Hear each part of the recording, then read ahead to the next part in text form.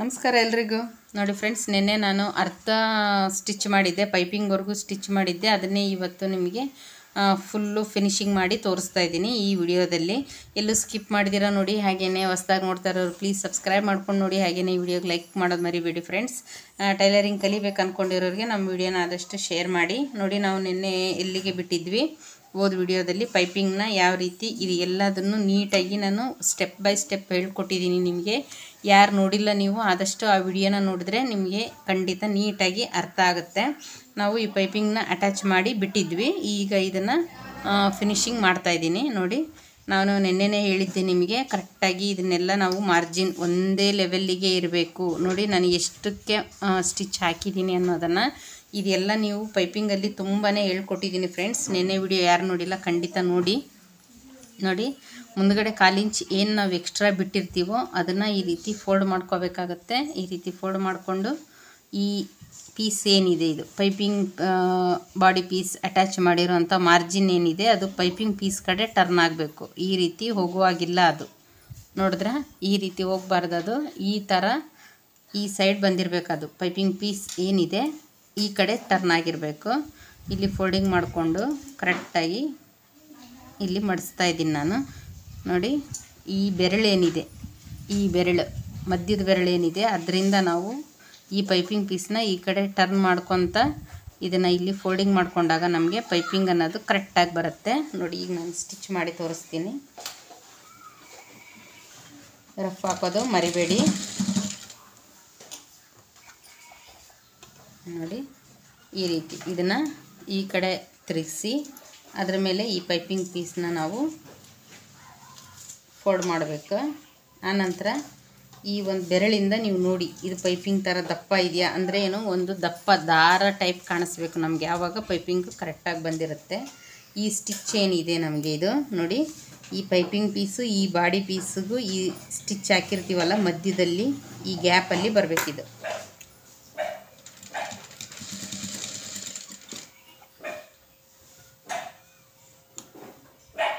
ನೋಡಿ, ಈ ಕಡೆ ನಾನು ಇದನ್ನು ತಿರುಗಿಸ್ತಾ ಇದ್ದೀನಿ. ಅದರ ಮೇಲೆ ಇದನ್ನು ನಾನು ಇಲ್ಲಿ ಫೋಲ್ಡಿಂಗ್ನ ಮಾಡ್ತಾಯಿದ್ದೀನಿ.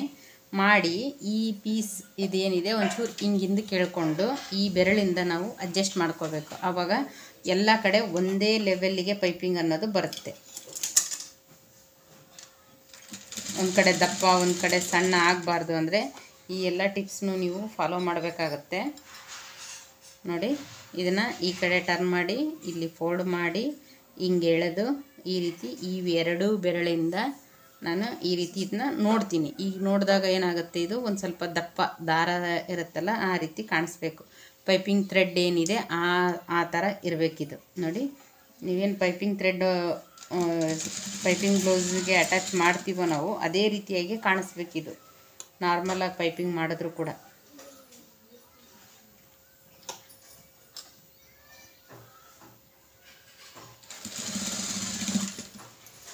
ನೋಡಿದ್ರಲ್ಲ, ಇಲ್ಲಿ ಹಾಕಿದ ತಕ್ಷಣ ನೋಡಿ ನಮ್ಗೆ ಯಾವ ಕಡೆನೂ ಇದು ಫೋಲ್ಡಿಂಗ್ ಆಗ್ತಾಯಿಲ್ಲ, ನೀಟಾಗಿ ಕುತ್ಕೊಂಡಿದೆ ಅಂದಾಗ ಇದು ಪೈಪಿಂಗು ಕರೆಕ್ಟಾಗಿದೆ ಅಂತ. ನೋಡಿ, ಹಿಂದ್ಗಡೆ ಆದ್ರೂ ಈ ರೀತಿ ಕಾಣಿಸ್ಬೇಕಿದು. ಇದು ನೋಡಿ ಸ್ಟಿಚ್ ನಾನು ಇಲ್ಲಿ ಹಾಕಿದ್ದೀನಿ, ಇಲ್ಲಿ ಹಾಕಿದ್ದೀನಿ, ಈ ರೀತಿ ಬರಬೇಕಿದು. ಎಲ್ಲದನ್ನು ಅಷ್ಟೇ ನೀಟಾಗಿ ಒಂದು ಬ್ಲೌಸು ನಮಗೆ ನೀಟಾಗಿ ಕಾಣಿಸ್ಬೇಕು ಅಂದರೆ ಅದು ಇರೋದೇ ನಮಗೆ ಪೈಪಿಂಗಲ್ಲಿ. ಪೈಪಿಂಗ್ ಯಾವ ರೀತಿ ಮಾಡ್ತೀವೋ ನಮ್ಮದು ಬ್ಲೌಸ್ ಫಿನಿಶಿಂಗ್ ಕೂಡ ಅಷ್ಟೇ ನೀಟಾಗಿ ಕಾಣಿಸುತ್ತೆ. ಒಂದು ಬ್ಲೌಸು ಹಿಡಿದು ನೋಡಿದ ತಕ್ಷಣ ಎಷ್ಟು ಚೆನ್ನಾಗಿ ಸ್ಟಿಚ್ ಆಗಿದೆ. ಒಂದು ಸಪೋಸು ಒಂದು ವೇಳೆ ನೀವು ಮೆಜರ್ಮೆಂಟಲ್ಲಿ ಏನಾದರೂ ಲೂಸು ಟೈಟೋ ಮಾಡಿದರೂ ಕೂಡ ಅದನ್ನು ರೆಡಿ ಮಾಡ್ಕೋಬೋದು. ಇದನ್ನೇನಾದರೂ ಸ್ಟಿಚ್ ಮಾಡಿರೋದು ನೀಟಾಗಿತ್ತು ಅಂದರೆ ನೋಡಿದ ತಕ್ಷಣ ಅನಿಸ್ಬೇಕು ಎಷ್ಟು ನೀಟಾಗಿ ಸ್ಟಿಚ್ ಮಾಡಿದ್ದಾರೆ ನೋಡಿ ಅಂತ.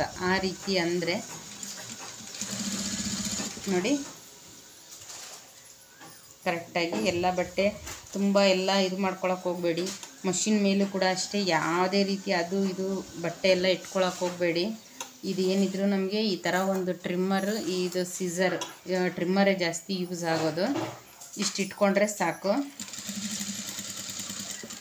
ನೋಡಿ, ಎಲ್ಲ ಕಡೆನೂ ಒಂದೇ ಲೆವೆಲ್ಗೆ ಪೈಪಿಂಗ್ ಅನ್ನೋದು ಬರ್ತಾಯಿದೆ. ಈ ರೀತಿಯಾಗಿ ಬರಬೇಕು ಪೈಪಿಂಗ್.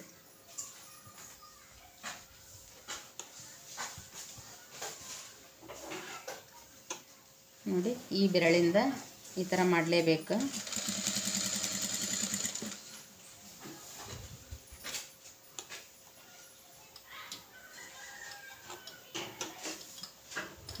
ಈ ಕೈ ನೋಡೋದನ್ನು ನೀವು ಮರಿಬಾರ್ದು. ಇದರಿಂದನೇ ಪೈಪಿಂಗ್ ನೀಟಾಗಿ ಬರೋದು.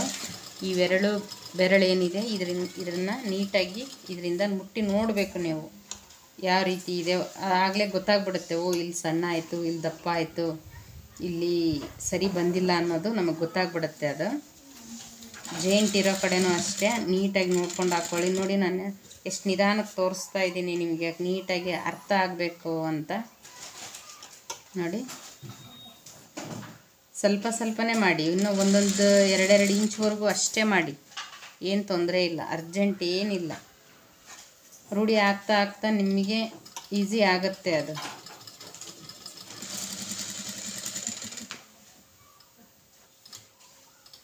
ಒಂದೇ ಲೆವೆಲ್ಗೆ ಪೈಪಿಂಗ್ ಬಂತು ಅಂದರೆ ಆ ಬ್ಲೌಸ್ ಎಷ್ಟು ನೀಟಾಗಿ ಕಾಣಿಸುತ್ತೆ. ಇನ್ನೂ ಒಂದು, ಆ ಬ್ಲೌಸ್ ಪೈಪಿಂಗ್ ಮಾಡಿರೋದು ರಿವರ್ಸ್ ಆಗಬಾರ್ದು, ಅದು ತುಂಬಾ ಹಾಳಾಗುತ್ತೆ ಅದರಿಂದ ಕೂಡ. ನೋಡಿ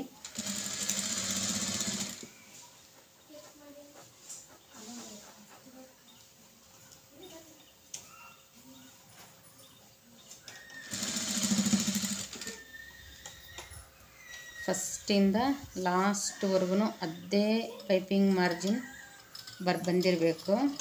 ನೋಡಿ ಲಾಸ್ಟಿಗೆ ಈ ರೀತಿ ರಫ್ ಹಾಕಿ ಇದ್ರ ಮೇಲೆ ಒಂದು ಈ ರೀತಿ ಈ ಹುಕ್ ಪಟ್ಟಿ ಏನು ಬಂದಿರುತ್ತೆ, ಕಾಜಾ ಪಟ್ಟಿ ಏನು ಬಂದಿರುತ್ತೆ ಅದ್ರ ಮೇಲೆ ಈ ರೀತಿ ಸ್ಟಿಚ್ ಹಾಕಿದಾಗ ನಮಗೆ ನೀಟಾಗಿ ಬ್ಲೌಸ್ ಫಿನಿಶಿಂಗ್ ರೆಡಿ ಆಗುತ್ತೆ. ನೋಡಿದ್ರೆ ಫ್ರೆಂಡ್ಸ್, ಎಲ್ಲಾದರೂ ಒಂಚೂರಾದರೂ ನಿಮಗೆ ಹತ್ತಿರದಿಂದ ತೋರಿಸ್ತೀನಿ ನೋಡಿ. ಪೈಪಿಂಗ್ ಅನ್ನೋದು ಎಲ್ಲಿವರೆಗೂ ತೊಗೊಂಡ್ರೂ ನಾವು ಇದೇ ಮೇಂಟೈನ್ ಆಗಬೇಕು ನೋಡಿ. ಆವಾಗ ಬ್ಲೌಸು ಪೈಪಿಂಗು ನೀಟಾಗಿಯೂ ಕಾಣಿಸುತ್ತೆ ನಮಗೆ. ಬ್ಲೌಸ್ ಕೂಡ ಅವರು ಹಾಕ್ಕೊಂಡಾಗ ನೀಟಾಗಿ ಕಾಣಿಸುತ್ತೆ ನೋಡಿ. ನಾನು ಈ ರೀತಿ ಹಾಕಿ ನೋಡಿದಾಗೂ ಎಲ್ಲೂ ರಿವರ್ಸ್ ಬರಬಾರ್ದು, ಅದು ರಿವರ್ಸ್ ಆಗಿರಬಾರ್ದು. ನೋಡಿ ಈ ರೀತಿ ಕುತ್ಕೋಬೇಕು ಹಿಂದ್ಗಡೆ. ಇದನ್ನು ನೀವು ನಾನು ಹೇಳಿರೋ ಟಿಪ್ಸ್ನೆಲ್ಲ ಫಾಲೋ ಮಾಡಿದ್ರೆ ನಿಮಗೆ ಖಂಡಿತ ಇದೇ ರೀತಿಯೇ ಪೈಪಿಂಗ್ ಬರುತ್ತೆ ನೋಡಿ. ಬ್ಯಾಕ್ ಆದರೂ ಅಷ್ಟೇ, ಫ್ರಂಟ್ ಆದ್ರೂ ಅಷ್ಟೇ, ಎಷ್ಟು ಕರೆಕ್ಟಾಗಿ ಎಲ್ಲೂ ನಮಗೆ ರಿವರ್ಸ್ ಬೀಳ್ತಾ ಇಲ್ಲ ಇದು ಪೈಪಿಂಗ್. ಒಂದು ಬ್ಲೌಸ್ ಇಂಪಾರ್ಟೆಂಟ್ ಇರೋದೇ ಪೈಪಿಂಗಲ್ಲಿ ನೋಡಿ. ನಂತರ ಪೈಪಿಂಗ್ ಅದು ಕೆಲಸ ಮುಗೀತು ನಮ್ಮದು. ಈಗ ನೆಕ್ಸ್ಟ್ ಏನು ಮಾಡಬೇಕು, ನಾವು ಸ್ಲೀವ್ನ ಅಟ್ಯಾಚ್ ಮಾಡ್ಕೋಬೇಕಾಗತ್ತೆ. ಸ್ಲೀವ್ ಅಟ್ಯಾಚ್ ಮಾಡಬೇಕಾದ್ರೂ ನೀವು ತುಂಬಾ ಸ್ಟೆಪ್ ಫಾಲೋ ಮಾಡಬೇಕು ನೋಡಿ. ಫಸ್ಟಿಗೆ ಈ ರೀತಿ ಹಾಕ್ಕೊಳ್ಳಿ. ಈ ರೀತಿ ಹಾಕ್ಕೊಂಡು ಇದರಲ್ಲಿ ಏನಿದೆ, ಇದು ಫ್ರಂಟ್ ಪಾರ್ಟ್, ಇಲ್ಲಿ ಒಂದು ನ್ಯಾಚ್ ಹಾಕಿರ್ತೀವಿ ನಾವು. ಈ ಥರ ಇಲ್ಲಿ ಒಂದು ನ್ಯಾಚನ್ನ ಹಾಕಿರ್ತೀವಿ. ಈ ನ್ಯಾಚ್ ಏನಿದೆ ಈ ಸೆಂಟರ್ಗೆ ಬರಬೇಕು. ಶೋಲ್ಡರ್ ಜಾಯಿಂಟ್ ಇರುತ್ತಲ್ಲ, ಈ ಸೆಂಟರ್ಗೆ ಬರಬೇಕು. ಈ ನ್ಯಾಚ್ ಏನಿದೆ ಇದು ಫ್ರಂಟ್ ಪಾರ್ಟ್ ಕಡೆ ಬರಬೇಕಿದು. ಇದನ್ನು ನೀವು ಅಬ್ಸರ್ವ್ ಮಾಡಿ ನೋಡ್ಕೋಬೇಕಾಗತ್ತೆ ನೋಡಿ. ಈ ರೀತಿ ಫಸ್ಟು ಇಟ್ಕೊಂಡು ನೋಡಿ. ಸಪೋಸ್ ಏನಾದರೂ ಹೆಚ್ಚು ಕಡಿಮೆ ಆಗ್ತಾ ಇದೆಯಾ, ನಾವು ಆ ಅಳತೆಗೆ ಕರೆಕ್ಟಾಗಿ ಕಟ್ ಮಾಡಿದ್ವಿ ಅಂದರೆ ಕರೆಕ್ಟಾಗಿ ಬಂದಿರುತ್ತೆ ಅದು ನೋಡಿ. ಇದು ಇಷ್ಟು ಎಕ್ಸ್ಟ್ರಾ ಇದೆ. ಇದನ್ನು ನಾವು ಇಲ್ಲಿ ಬಿಟ್ಟು ಮುಂದಕ್ಕೆ ಇದನ್ನು ಬಿಟ್ಟು ನಾವು ಇದನ್ನು ಅಟ್ಯಾಚ್ ಮಾಡ್ಕೋಬೇಕಾಗತ್ತೆ. ಇದು ಅಷ್ಟೇ, ನಾವು ಸ್ಲೀವ್ನ ಅಟ್ಯಾಚ್ ಮಾಡಬೇಕಾದ್ರೆ ನೋಡಿ, ಇದು ಎರಡು ಒಂದೇ ಲೆವೆಲ್ಗಿರಬೇಕು. ಸಪೋಸ್ 1/4 ಇಂಚ್ ಏನಾದರೂ ನಮಗೆ ಈ ರೀತಿ ಬರ್ತಾ ಇದೆ, 1/4 ಇಂಚು ಸಾಲ್ಟೇಜ್ ಇದೆ ಅಂದರೆ ತೊಂದರೆ ಇಲ್ಲ. 1/2 ಇಂಚ್ ಮೇಲೆ ಏನಾದರೂ ಸ್ಲೀವ್ ಸಾಲ್ಟೇಜ್ ಇದೆ ಅಂತ ಅಂದಾಗ ಖಂಡಿತ ಜಾಯಿಂಟ್ ಮಾಡ್ಕೋಬೇಕಾಗತ್ತೆ.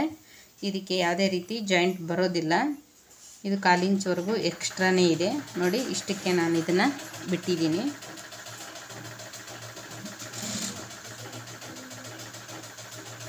ದೊಡ್ಡ ಅಳತೆ ಆದರೆ ಏನಾಗುತ್ತೆ, ಸಾಲ್ಟೇಜ್ ಬರುತ್ತೆ. ಆವಾಗ ನಾವು ಖಂಡಿತ ಜಾಯಿಂಟ್ನ ಮಾಡ್ಕೋಬೇಕಾಗತ್ತೆ.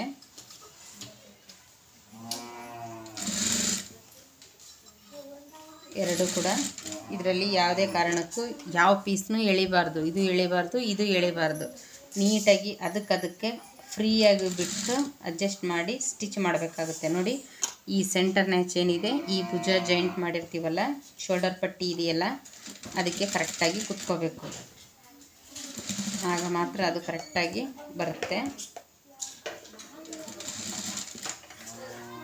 ನೋಡಿ. ನಾನು ಯಾವ ಪೀಸ್ನೂ ಇಲ್ಲಿ ಎಳಿತಾ ಇಲ್ಲ, ಕರೆಕ್ಟಾಗಿ ಸ್ಟಿಚ್ ಮಾಡ್ತಾಯಿದ್ದೀನಿ. ಎಳೆದ್ರೆ ಏನಾಗುತ್ತೆ, ನಿಮಗೆ ನೀಟಾಗಿ ಕಾಣಿಸಲ್ಲ. ಅದು ಬ್ಲೌಸ್ನ ಹಾಕ್ಕೊಂಡಾಗ ನೀಟಾಗಿ ಕಾಣಿಸೋದಿಲ್ಲ.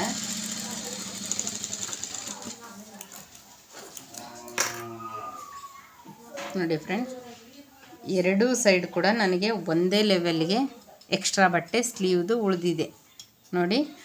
ಉಳಿದ್ರೆ ಎರಡು ಕಡೆ ಒಂದೇ ಉಳಿದಿರಬೇಕು. ಒಂದು ಕಡೆ ಕರೆಕ್ಟಾಗಿ ಅಟ್ಯಾಚ್ ಮಾಡಿ ಒಂದು ಕಡೆ 1 ಇಂಚು ಅರ್ಧ ಇಂಚುವರೆಗೂ ಎಕ್ಸ್ಟ್ರಾ ಬಿಡೋ ಹಾಗಿಲ್ಲ. ಆದ್ದರಿಂದ ನಿಮಗೆ ಸೈಡ್ ಫಿಟ್ಟಿಂಗಲ್ಲಿ ತುಂಬಾ ಪ್ರಾಬ್ಲಮ್ಸ್ ಬರುತ್ತೆ.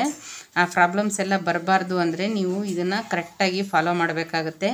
ಈ ಸೆಂಟರ್ ನ್ಯಾಚು ಕರೆಕ್ಟಾಗಿ ಭುಜ ಜಾಯಿಂಟ್ ಆಗಿರೋ ಕಡೆನೇ ಬರಬೇಕು ನೋಡಿ. ಫ್ರಂಟ್ ನ್ಯಾಚ್ ಏನಿದೆ ಫ್ರಂಟಿಗೆ ಬರಬೇಕಿದು. ಇದನ್ನು ಬ್ಯಾಕಿಗೆ ಹಾಕೋ ಹಾಗಿಲ್ಲ, ಇದು ಫ್ರಂಟಿಗೆ ಬರಬೇಕು. ಆನಂತರ ಇದು ಕೂಡ ನಿಮಗೆ ಮೇಯ್ನ್ ಆಗಿರುತ್ತೆ. ಎಲ್ಲಿ ನೋಡಿ, ಈ ಫಸ್ಟಿಂದ ಹಿಡಿದು ಈ ಲಾಸ್ಟ್ವರೆಗೂ ಸೇಮ್ ಮಾರ್ಜಿನ್ ಇದೆ. ಹಾಗೆಯೇ ಇದು ಎರಡು ಕೂಡ ಒಂದೇ ಲೆವೆಲ್ಗೆ ನಾನು ಬಟ್ಟೆ ಇಟ್ಕೊಂಡಿದ್ದೀನಿ. ಇದನ್ನೇನಾದರೂ ನೀವು ಹೆಚ್ಚು ಕಡಿಮೆ ಮಾಡಿದ್ರಿ ಅಂದರೆ ಈ ರೀತಿ ನೋಡಿದಾಗ ನಮಗೆ ನೀಟಾಗಿ ಕಾಣಿಸಲ್ಲ. ಇದು ನೋಡಿ, ನಾವು ಯಾವುದೇ ರೀತಿ ಏನು ಮಾಡೋದು ಬೇಕಾಗಿಲ್ಲ, ಎಷ್ಟೇ ನೀಟಾಗಿ ಕಾಣಿಸ್ತಾ ಇದೆ. ಇಲ್ಲಾಂದರೆ ಇಲ್ಲೆಲ್ಲ ರಿಂಕಲ್ಸ್ ಬರೋದು, ಫೋಲ್ಡಿಂಗ್ ಬರೋದು, ಇದು ತುಂಬಾ ಪ್ರಾಬ್ಲಮ್ಸ್ ಆಗುತ್ತೆ. ಇದು ಸ್ಲೀವ್ ಅಟ್ಯಾಚ್ ಮಾಡೋದು ನೀವು ಆದಷ್ಟು ತುಂಬಾ ಕೇರ್ಫುಲ್ಲಾಗಿ ಮಾಡಬೇಕಾಗತ್ತೆ ನೋಡಿ. ಇದಕ್ಕೂ ಕೂಡ ನೀವು ಡಬಲ್ ಸ್ಟಿಚ್ನ ಹಾಕ್ಕೋಬೇಕಾಗತ್ತೆ.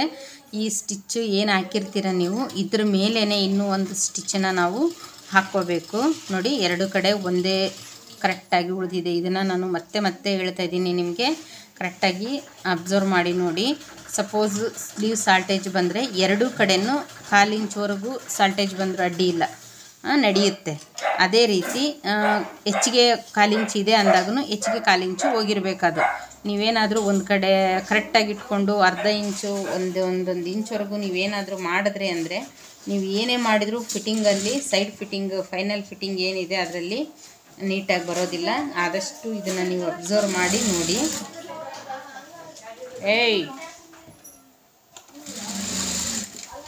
ನಮ್ಮ ಸ್ಟೂಡೆಂಟ್ಸ್ ನೋಡಿ ಫ್ರೆಂಡ್ಸ್ ಎಷ್ಟು ಗಲಾಟೆ ಮಾಡ್ತಾಯಿದ್ದಾರೆ. ಅದಕ್ಕೆ ನನಗೆ ಡೈಲಿ ವಿಡಿಯೋ ಹಾಕೋಕ್ಕೆ ಕೂಡ ಟೈಮ್ ಸಿಗ್ತಾಯಿಲ್ಲ. ಅಷ್ಟು ಜನ ಸ್ಟೂಡೆಂಟ್ಸ್ನ ಮೇಂಟೈನ್ ಮಾಡಬೇಕು. ನಾನು ಮುಂದಿನ ವಿಡಿಯೋಗಳಲ್ಲಿ ನಿಮಗೆ ಯಾವ ರೀತಿ ಹೇಳ್ಕೊಡ್ತೀನಿ, ಎಷ್ಟು ಅವರು 6 ಅವರ್ ಬರ್ತಾರೆ ಕ್ಲಾಸಿಗೆ, ಅಲ್ಲಿ ಏನೇನೆಲ್ಲ ಕಲಿತಾರೆ ಅನ್ನೋದ್ರ ಬಗ್ಗೆ ಕೂಡ ನಿಮಗೆ ಕಂಪ್ಲೀಟಾಗಿ ಹೇಳ್ಕೊಡ್ತೀನಿ ಫ್ರೆಂಡ್ಸ್. ನೋಡಿ, ಈ ರೀತಿ ಡಬಲ್ ಸ್ಟಿಚ್ನ ಹಾಕ್ಕೋಬೇಕು. ನಂತರ ನಾವು ಇಲ್ಲಿ ಫೋಲ್ಡಿಂಗಿಗೆ ಎಷ್ಟು ಎಕ್ಸ್ಟ್ರಾ ತೊಗೊಂಡಿದ್ದೀವಿ ನೋಡಿ. 1 ಇಂಚು ನಾನು ಎಕ್ಸ್ಟ್ರಾ ತೊಗೊಂಡಿದ್ದೀನಿ. ಅಥವಾ ಜಿಯರ್ ಬ್ಲೌಸು ಈ ಥರ ಆದರೆ 1.5 ಇಂಚ್ ಕೂಡ ಎಕ್ಸ್ಟ್ರಾ ತೊಗೋಬೋದು ನೋಡಿ. ಕರೆಕ್ಟಾಗಿ ನ್ಯಾಚಿಗೆ ಫೋಲ್ಡ್ ಮಾಡ್ಕೋಬೇಕು. ಇದನ್ನು ನೀವು ಈ ಸ್ಟಿಚ್ ಹಾಕಬೇಕಾದ್ರೆ ಒಂದು ಪಾಯಿಂಟು ಹೊರಗಡೆ ಹೋಗಿ ಹಾಕಬೇಕು. ಯಾಕಂದರೆ ನಾವು ಇಲ್ಲಿ ಹೆಮ್ಮಿಂಗ್ ಹಾಕೋಕ್ಕೆ ನಮಗೆ ಇಲ್ಲಿ ಹೆಮ್ಮಿಂಗ್ ಮಾಡಲಿಕ್ಕೆ ಇರಬೇಕು. ನೀವೇನಾದರೂ ಫುಲ್ ಎಡ್ಜಿಗೆ ಹಾಕಿಬಿಟ್ರಿ ಅಂದರೆ ಇಲ್ಲಿ ಹೆಮ್ಮಿಂಗ್ ಮಾಡೋದಕ್ಕೆ ಕಷ್ಟ ಆಗುತ್ತೆ ನೋಡಿ. ಇದನ್ನು ಈ ರೀತಿ ಬಿಟ್ಟೇ ಹಾಕಬೇಕಾಗತ್ತೆ. ನೀವು ಕರೆಕ್ಟಾಗಿ ಎಷ್ಟು ನಾವು ಎಕ್ಸ್ಟ್ರಾ ತೊಗೊಂಡಿರ್ತೀವೋ ಅಷ್ಟಕ್ಕೆ ಈ ಸ್ಟಿಚ್ನ ಹಾಕ್ತಾಯಿದ್ದೀನಿ ನಾನು. ಇದೇ ರೀತಿ ಕೂಡ ಫ್ರೆಂಡ್ಸ್ ಈ ಸ್ಲೀವ್ ಕೂಡ ನಾನು ರೆಡಿ ಮಾಡ್ಕೊತೀನಿ. ಸೇಮ್ ಇದು ಏನು ಹೇಳ್ಕೊಟ್ಟಿದ್ದೀನೋ ನಾನು ಅದೇ ರೀತಿಯಾಗಿ ಈ ಸ್ಲೀವ್ ಕೂಡ ರೆಡಿ ಮಾಡ್ಕೊತೀನಿ ನೋಡಿ. ನಾನು 2 ಕಡೆ ಸ್ಲೀವ್ನ ರೆಡಿ ಮಾಡಿ ಇಟ್ಕೊಂಡಿದ್ದೀನಿ. ಹಾಗೆಯೇ ಇಲ್ಲಿ ಏನು ಎಕ್ಸ್ಟ್ರಾ ಬಂದಿರುತ್ತೆ ಇದನ್ನೆಲ್ಲ ನಾವು ನೀಟಾಗಿ ಕಟ್ ಮಾಡ್ಕೋಬೇಕಾಗತ್ತೆ. ಸ್ಲೀವ್ ಎಕ್ಸ್ಟ್ರಾ ಬಂದಿರುವಂಥದ್ದು ಈಗ ನೋಡಿ ಈ ರೀತಿ ಇಟ್ಕೊಂಡಾಗ ಯಾವುದು 4ನೇ ಡಾಟ್ಸ್ ಹಿಡಿಬೇಕು ಅಂತ ಹೇಳಿದ್ನಲ್ಲ, ಅದನ್ನು ನಾವು ಈ ಟೈಮಲ್ಲಿನೇ ಹಿಡಿಬೇಕಾಗತ್ತೆ. 4ನೇ ಡಾಟ್ಸ್ನ ಈಗ ನಾನು ಸ್ಟಿಚ್ ಮಾಡ್ತಾಯಿದ್ದೀನಿ. ಇಲ್ಲಿ ಮಾರ್ಕ್ ಇದೆ, ಸೇಮ್ ಅದೇ ರೀತಿ ಈ ರೀತಿ ಕ್ರಾಸ್ ಆಗಿನೇ ಬರಬೇಕಿದು ಈ ಡಾಟ್ಸ್ ಅನ್ನೋದು. ಇದನ್ನು ಅಷ್ಟೇ ಸೇಮ್ ನಾವು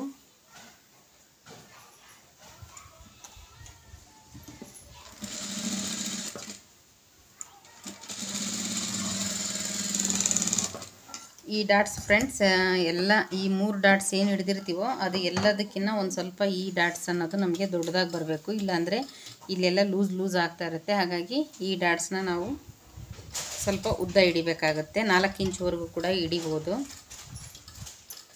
ಈ ಸೈಡ್ ಕೂಡ ನಾನು ಅದೇ ರೀತಿ ಡಾಟ್ಸ್ನ ಹಾಕ್ತೀನಿ.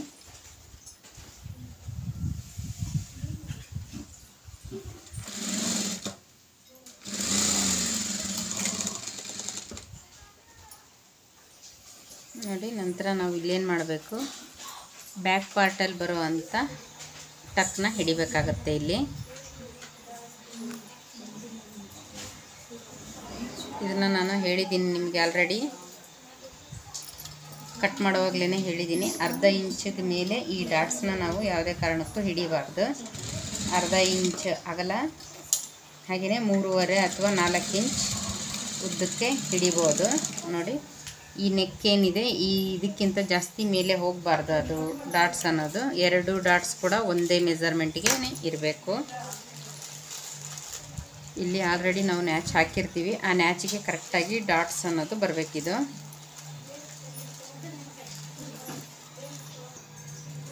ನೋಡಿ, ಫೈನಲ್ ಫಿಟ್ಟಿಂಗ್ ನಾವು ಮಾಡಬೇಕಾದ್ರೆ ಬಲಗಡೆ ಸೈಡ್ ಇಟ್ಕೋಬೇಕು.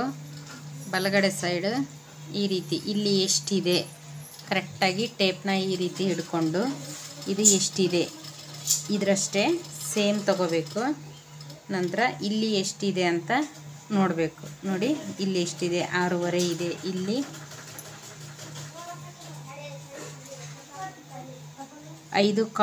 5.1 ಇದೆ. ಈ ಥರ ಇಲ್ಲಿ ತಗೋಬೇಕು. ಅದೇ ರೀತಿಯಾಗಿ ಇಲ್ಲಿ 6.5 ಇಲ್ಲಿ ತಗೋಬೇಕು.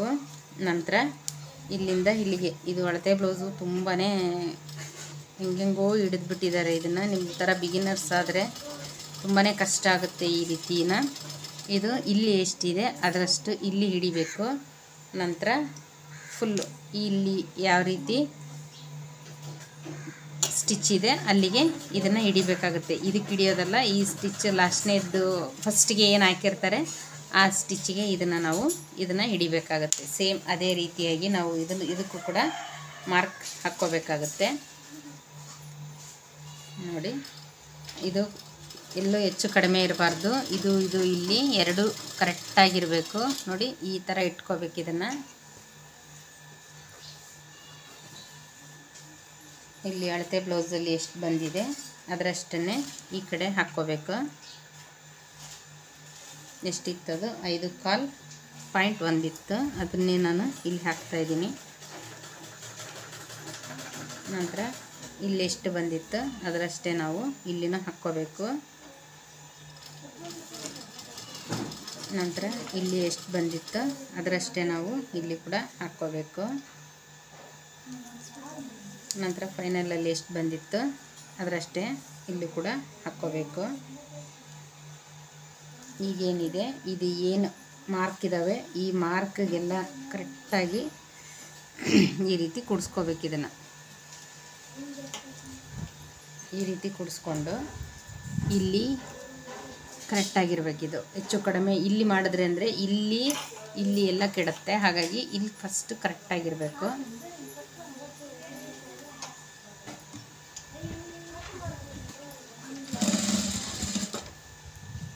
ಇದನ್ನಷ್ಟೇ 2 ಪೀಸ್ನ ಈ ರೀತಿ ಕರೆಕ್ಟಾಗಿ ಹಿಡ್ಕೊಂಡು ಎಳಿಬೇಕು. ಇದು ಸ್ಲೀವ್ ಜಾಯಿಂಟ್ ಏನಿರುತ್ತೆ ಇದು ಕರೆಕ್ಟಾಗಿ ಇಟ್ಕೋಬೇಕಿಲ್ಲಿ. ಆಗ ನಮಗಿಲ್ಲಿ ಕರೆಕ್ಟಾಗಿ ಯಾವುದೇ ಅಪ್ಸ್ ಆ್ಯಂಡ್ ಡೌನ್ ಬರೋದಿಲ್ಲ. ಪ್ಲಸ್ ಮಾರ್ಕ್ ಕರೆಕ್ಟಾಗಿ ಬರುತ್ತೆ. ಇಲ್ಲಿನೂ ನೋಡ್ಕೋಬೇಕು ನಾವು.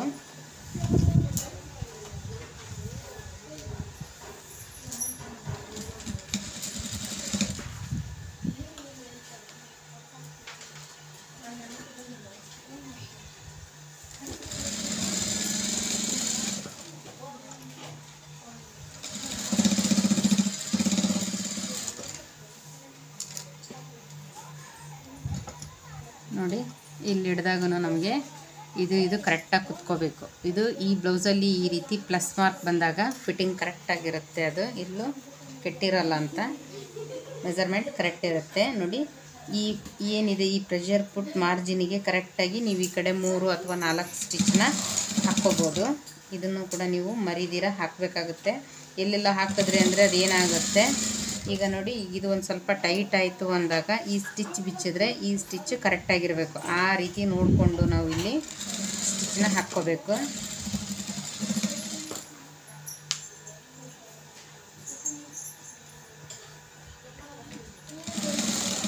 ಈ ಸ್ಲೀವ್ ಅಟ್ಯಾಚ್ ಮಾಡಿರೋವಂಥದ್ದು ಏನಿರುತ್ತೆ ಇದು ಈ ಕಡೆ ಹೋಗಿರ್ಬೇಕಿದು, ಸ್ಲೀವ್ ಕಡೆ ಟರ್ನ್ ಆಗಿರಬೇಕದು.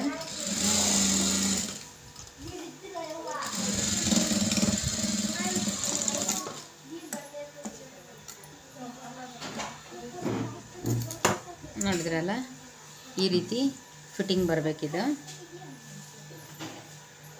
ಈ ಸೈಡ್ ಕೂಡ ಸೇಮ್ ಅದೇ ರೀತಿಯಾಗಿಯೇ ಫಿಟ್ಟಿಂಗ್ನ ಮಾಡಬೇಕಾಗತ್ತೆ.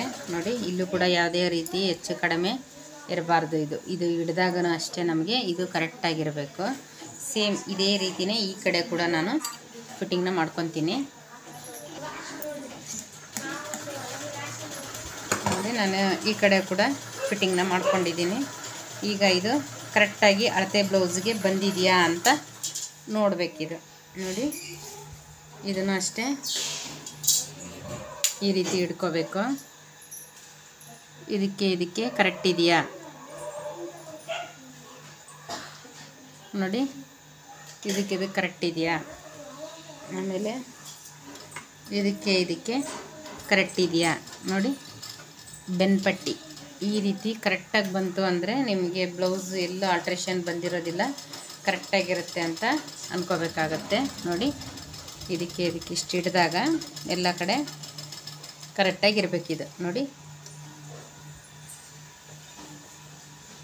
ಇಷ್ಟು ಬಂತು ಅಂದರೆ ಬ್ಲೌಸು ಕರೆಕ್ಟಾಗಿ ಬಂದಿದೆ. ನೀವೇನಾದರೂ ಈ ಡಾಟ್ಸು ಕಟ್ ಮಾಡುವಾಗ ಏನಾದರೂ ಹೆಚ್ಚಿಗೆ ತೊಗೊಂಡ್ರಿ ಅಂದರೆ ಹಿಂಭಾಗಕ್ಕೆ ಸೊಂಟದ ಸುತ್ತಳತೆಗೆ ಅದರಲ್ಲೂ ಕೂಡ ಇದು ಹೆಚ್ಚು ಉಳಿಯೋ ಸಾಧ್ಯತೆ ಇರುತ್ತೆ. ಕರೆಕ್ಟಾಗಿ ತೊಗೋಬೇಕಾಗುತ್ತೆ. ಸಪೋಸ್ ಏನಾದರೂ ನಿಮಗೆ ಫ್ರಂಟಲ್ಲಿ ಏನಾದರೂ ಉಳಿತು ಅನ್ನೋ ಹಾಗಿದ್ದರೆ ಕೂಡ ನೀವು ಬೇಕಿದ್ದರೆ ಇಲ್ಲಿ ಒಂಚೂರು ನೋಡಿ ಆ ಥರನೂ ಆಗ್ತಾ ಇರುತ್ತೆ. ನನಗೂ ಆಗ್ತಿರುತ್ತೆ, ನಿಮಗೂ ಆಗ್ಬೋದು.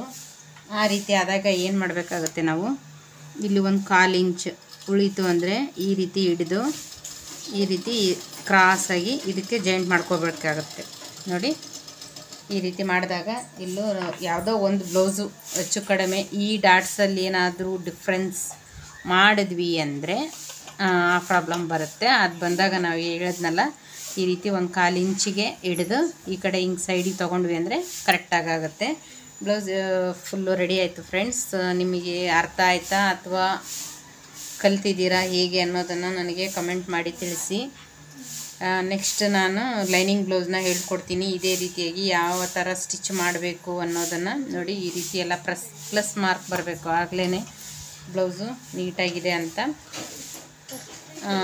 ಲೈನಿಂಗ್ ಬ್ಲೌಸ್ನ ಹೇಳ್ಕೊಡ್ತೀನಿ ಫ್ರೆಂಡ್ಸ್. ಆದಷ್ಟು ಎಲ್ಲೂ ಅದನ್ನು ಕೂಡ ಸ್ಕಿಪ್ ಮಾಡಿದಿರ ನೋಡಿ. ಹಾಗೆಯೇ ನಮ್ಮ ಚಾನಲ್ನ ನೀವು ಸಬ್ಸ್ಕ್ರೈಬ್ ಮಾಡ್ಕೊಳ್ಳಿ. ಟೈಲರಿಂಗ್ ಕಲಿಬೇಕು ಅಂದ್ಕೊಂಡಿರೋರಿಗೆ ನಮ್ಮ ವಿಡಿಯೋಗಳನ್ನ ಶೇರ್ ಮಾಡಿ ಫ್ರೆಂಡ್ಸ್. ಎಲ್ಲರಿಗೂ ಯೂಸ್ ಆಗುತ್ತೆ. ಮನೆಯಲ್ಲೇ ಕೂತ್ಕೊಂಡು ನೀವು ಯೂಟ್ಯೂಬ್ ನೋಡಿ ಆರಾಮವಾಗಿಯೇ ಕಲಿಬೋದು. ಯಾವುದೇ ರೀತಿ ದುಡ್ಡು ಖರ್ಚು ಮಾಡಿದಿರಾ, ಮನೆಯಿಂದ ಹೊರಗಡೆ ಹೋಗ್ದಿರಾ ಈಸಿಯಾಗಿ ಒಂದು ಬ್ಲೌಸ್ನ ಕಲಿಬೋದು. ಒಂದು ನಿಮಗೆ ಈ ಥರ ಬ್ಲೌಸು ಐಡಿಯಾ ಬಂತು ಅಂದರೆ ಆಲ್ರೆಡಿ ನಿಮ್ಮಷ್ಟಕ್ಕೆ ನಿಮಗೇ ಒಂದೊಂದೇ ಅರ್ಥ ಆಗ್ತಾ ಹೋಗುತ್ತೆ.